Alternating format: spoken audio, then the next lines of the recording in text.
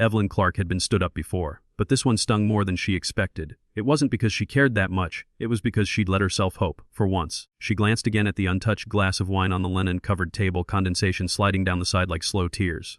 Around her, the copper finch glowed in amber light, the low hum of conversation and the soft clink of silverware painting a scene of contentment she didn't share.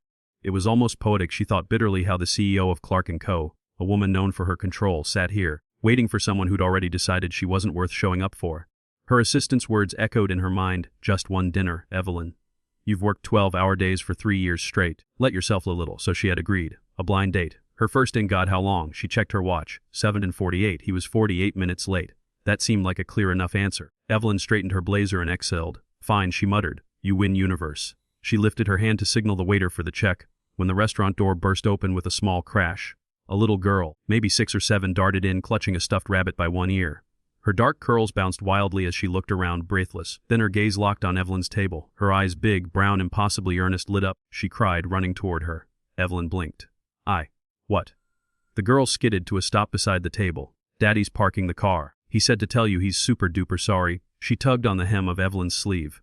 You're Miss Evie, right? Evelyn's voice caught. Evie. The girl nodded solemnly, as though confirming a matter of state importance. Daddy said that's your name. He said to tell you he didn't mean to make you wait.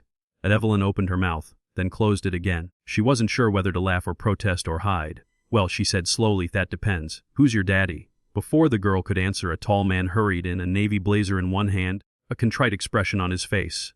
He spotted them instantly.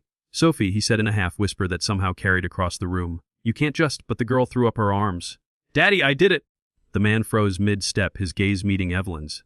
For a long second, time seemed to hiccup. He wasn't what she expected.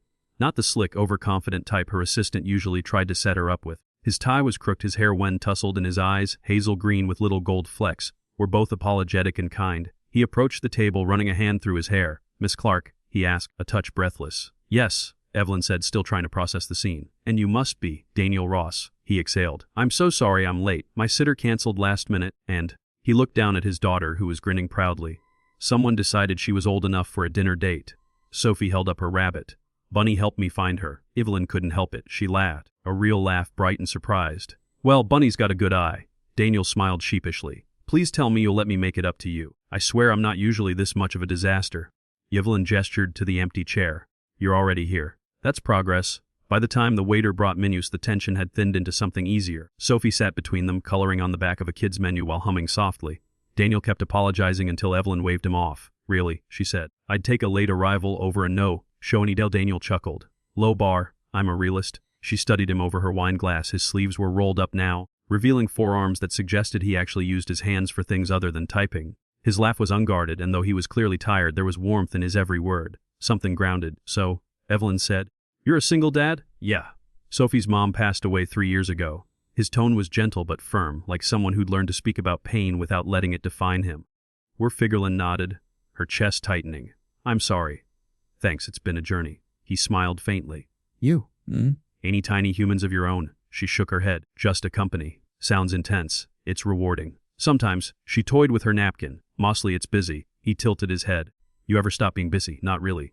The admission felt strange, like saying something both true and sad aloud for the first time. Sophie looked up from her coloring.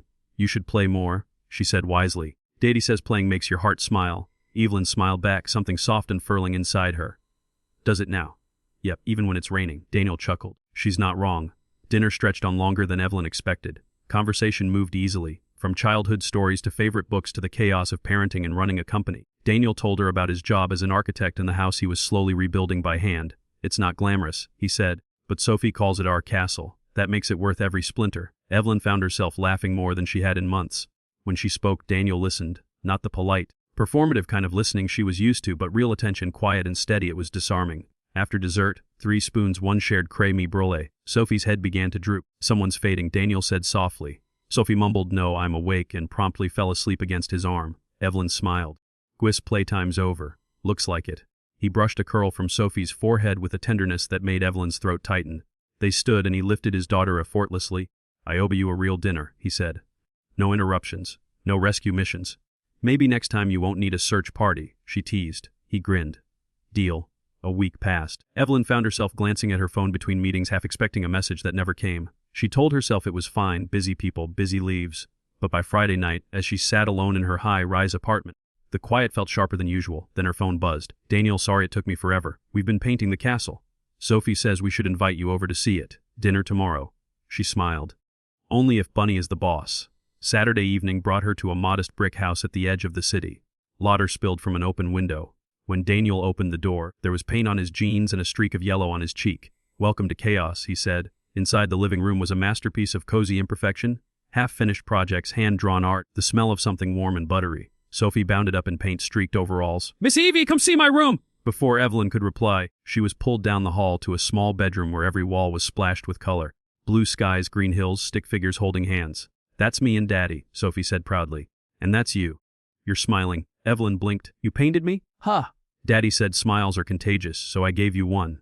Something in Evelyn's chest cracked open, something she didn't know had been closed. "It's beautiful," she whispered. Dinner was simple pasta, garlic bread, laughter. They ate on mismatched plates, and Evelyn couldn't remember the last time she'd felt so at ease.